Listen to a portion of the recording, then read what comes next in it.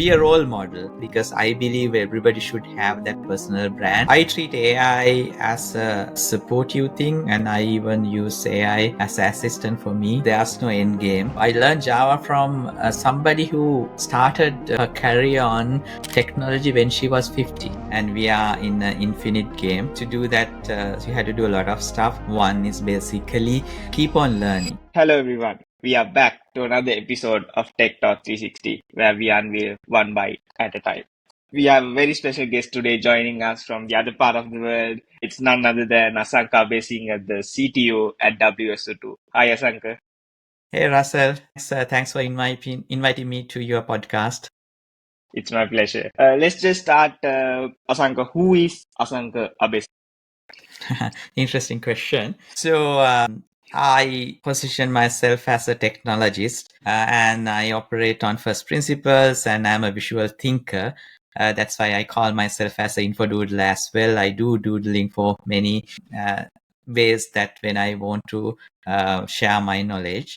And then I'm a content creator. You have seen me in many forms. So as you mentioned during the introduction, I'm the CTO at WSO2, a US-based global software product company, and we have a large R&D center in Sri Lanka. So I'm a US citizen, so I call myself as a Sri Lankan American. I live in Folsom, California. So and I love sports and music. So I play basketball, I follow cricket and American football as well. And I listen to many type of music, but Linkin Park is my favorite band, as you can see in my background. And I'm a dad of 2 teenagers and 2 puppies. Perfect intro. Are you planning to go watch some cricket matches there?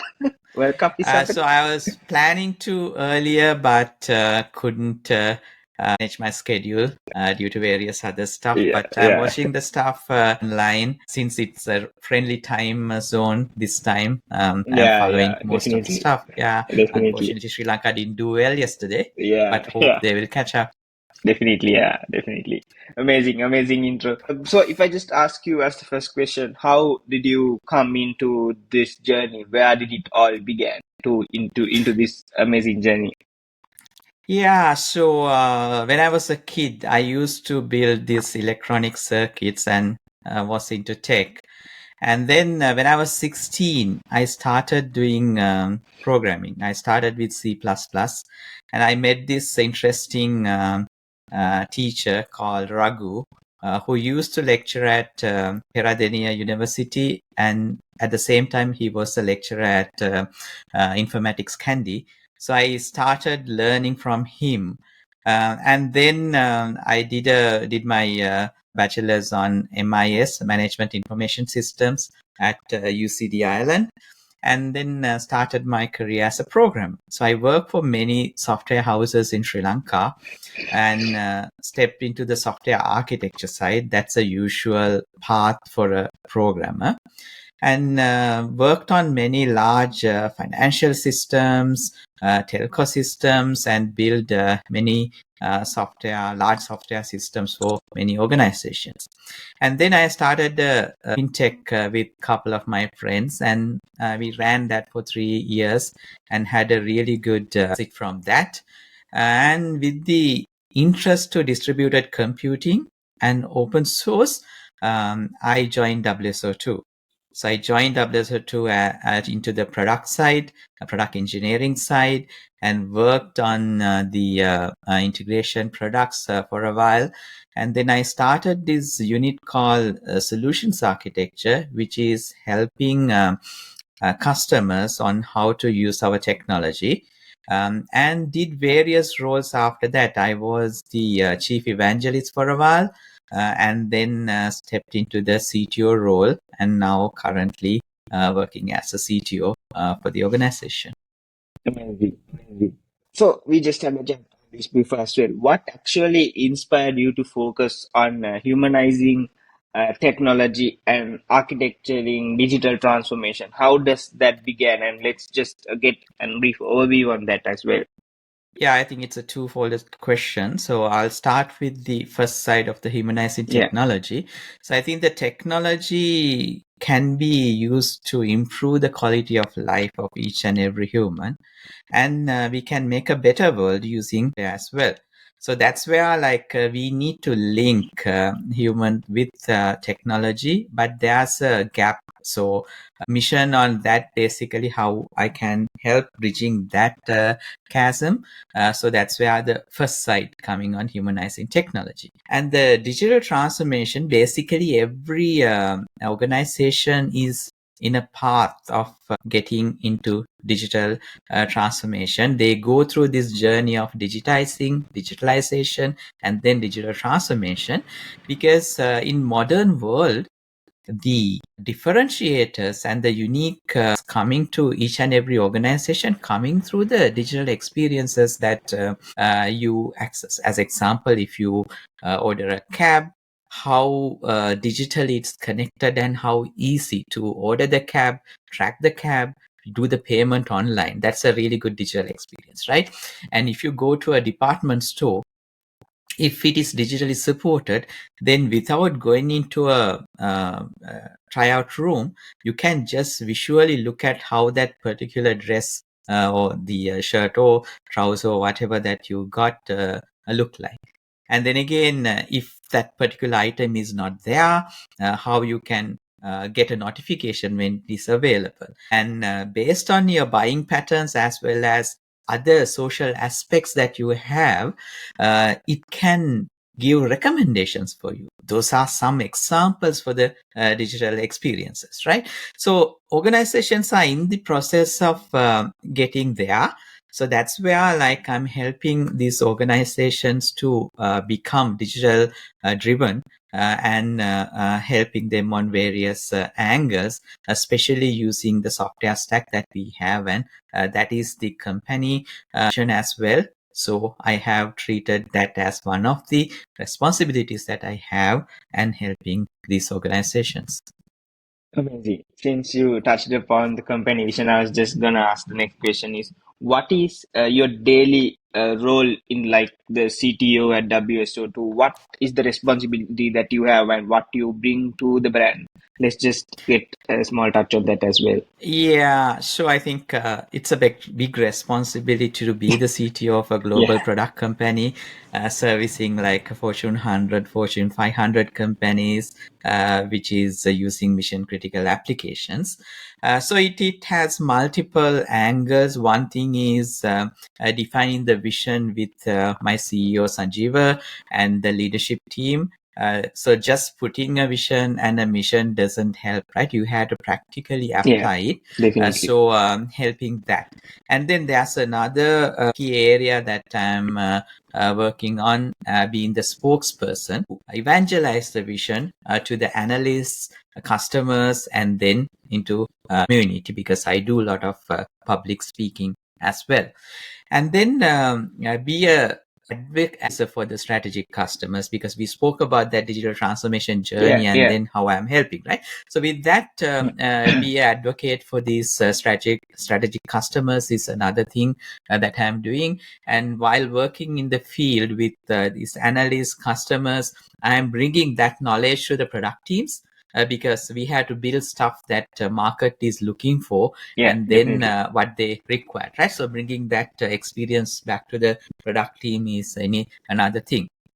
And then I have been with WSO2 more than 17 years now, and I wrote a blog about my journey. Be a role model, and for the personal brand, because I believe everybody should have that personal brand.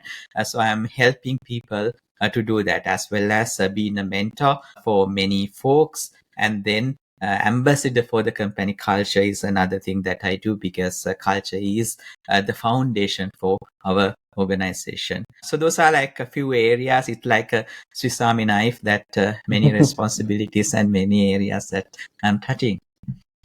Uh, so if I just let's just step a bit back from the professional career. What do you do in terms of hobby and your what do you do in your free time for fun and stuff like that? Let's just have a chat on that as well. Yeah, so as I said, I have two teenagers, so spending time with them. And then I have two puppies, so spending time with them, basically the family time, because with my job role, I have to travel a lot. So finding time with the family is the most important thing, and then go to different type of destinations and then explore them. As I said, I'm a fan of sports, so look for many games, and then I play basketball, and every Sunday go and play some hoops, and then go to these music concerts and then enjoy myself. So it's not a single thing, but many Yeah, stuff, definitely. and then finding some distractions from the routine Definitely. stuff that we have. So the next set of questions, Asanka, it's just a new element I bring in. It's just like 4 to 5 questions. You just have to try to answer from one word or from one Hmm. sentence. I know Okay. I just didn't include them because it's just an impromptu thing, but Yeah. hope you will answer it well. Uh, so, what is the best advice that you could give someone or you have received from someone? I think the best advice I got is there's no end game, and we are in an infinite game. To do that, you had to do a lot of stuff. One is basically keep on learning. Because if you are in that particular game, you have to do that. And if you follow Simon Sinek, I think he's explained about this. Being and playing in the game is the most important thing. Winning is just a milestone. So that's the best advice I got. Again, from the opposite side, what is the worst advice that you have received and how did you prove it wrong? I think stick to one thing and then have a close mind or a approach that you believe on something, because that kind of limiting you to be agile, as well as work in a team. So how you can be open is the opposite side of it, Yeah. because sometimes people just believe on certain stuff. It can be anything. So that's the worst advice I think I got. Yeah. If you got a chance to go flashback to your young ages and if you had a chance to reshape your career, would you still follow this path or would it be completely different? Um, it depends, right? Because everything Yeah. depends on the circumstances as well as the opportunities that we have. So as a person, I take the opportunities that I got, and then I took the opportunities, and then the take the challenges, risks. So that's part of life. But I don't have any regret on what I do, and I enjoy it, and I don't see my job as a it's as a job. It's basically part of the life. Yeah. So, and another advice that I can give is enjoy what you do, and if you don't like it, find something. I'll give you one example because I learned Java. Java is a programming language, I think you know. Yeah. Yeah. So I learned Java from somebody who started her career on technology when she was 50, and she did a totally different job before. So switching these tracks and getting into new stuff is interesting. So as I said, I don't regret, and I really enjoy what I do. Amazing. You answered all the questions. So, just touching upon Asanka, like I said, what I try to do is, inspire the youth who are into tech and who comes into tech and who want to explore inside tech. So, if you could give inspiration or an advice to the youth here right now in Sri Lanka or all over the world, whether it's stepping into tech is a great opportunity, what I see for, but what do you have to say in terms of the whole tech and the digital transformation with AI coming in? What do you have to say? Yeah, so I think it's an interesting question. So I treat AI as a supportive thing, and I even use AI as an assistant for me. And if you have seen my screen, I have three parallel screens running. One is dedicated for an AI engine. So it's a helper, not a replacement, I would say, because I don't think it can replace human that easily. So use it as a supportive thing. So advice, I think we discuss a lot during the conversation, but what I would like to say, there are three things that I always advise when I mentor people, like, first thing is you have to mastery something, that you have to get into the weeds of it. As an example, even I still do coding, and I have a uh, uh, 1 hour blocked in my calendar to do coding. Then autonomy is very important, because you have to have some freedom and then work on the stuff that you do. Having that autonomy is really important. And most important thing is the purpose. Have a purpose of the stuff that you do. That way you can achieve a lot of good things. And then the next thing, again, I touched based on this earlier about the personal brand. You should build a personal brand. I think that's very important. I'm really happy you are trying to do that. So that's a really good thing. But then again, when people try to build a personal brand, sometimes they try to copy somebody. But it should be that way. You can follow people, you can get inspired by others, but you have to be unique about yourself. So having that. And then we spoke about continuous learning, right? You have to do that every day, read every day, try to learn something, and then learn from others. And they have empathy towards others, like without just creating noise. Give something to the community. I don't know whether you notice, even I do a podcast with my CEO, and if you can Yeah, share it as a yeah, link, yeah, that will be yeah. great. So in that podcast also, what we are discussing, how you can find the right thing for your organization. We called it as discovering the architecture middle path, because there's no cookie cutter approach for things that we do. So have a deep understanding and identify the correct thing is what we discuss, again with the empathy towards the community. So I think we can keep on going on this list, but those are few things I would like to highlight. Amazing. I just wanted to ask this question since it just came into my mind. What do you see since you are in USA as well? What is that technological gap that we have between countries like USA and all the other leaders along with Sri Lanka? Do you see that technology coming, that big technology coming to Sri Lanka soon? Because I know you have been roots here and connections here. Do you see it coming in the near future, or will it take some time? And what do we see in terms of that? Yeah, I don't see there's any issue with Sri Lanka. Even our R&D center is in Sri Lanka, and I see all the engineers working for WSO2 equal or more than better in the engineers that I find in US. So it's a personal thing. I don't think we should stick to this island mindset.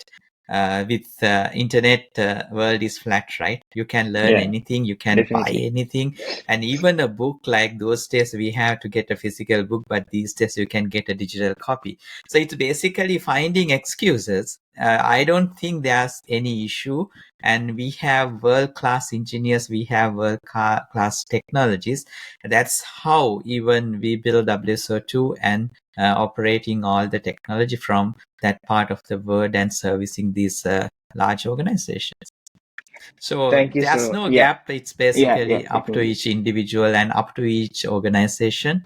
And as a company, we are happy to come and tell about these things. And even I got invited to do a couple of keynotes for some local organizations in Sri Lanka. And we are happy to do that part and tell our story and the best practices that we follow.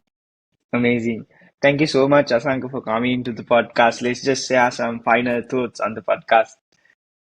It's a great opportunity, and I think you are doing a really good job. I watched some of your episodes in the season one, and wish you all the best with season two. And I'm proud of you, like doing this thing and helping the community. Thank you so much, Asanka, for making time. And you're in USA, very busy schedule as well.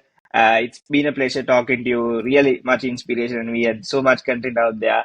And thank you so much again for coming in. And let's just hope to see you soon when you're coming back to Sri Lanka. Likewise, thank you very much.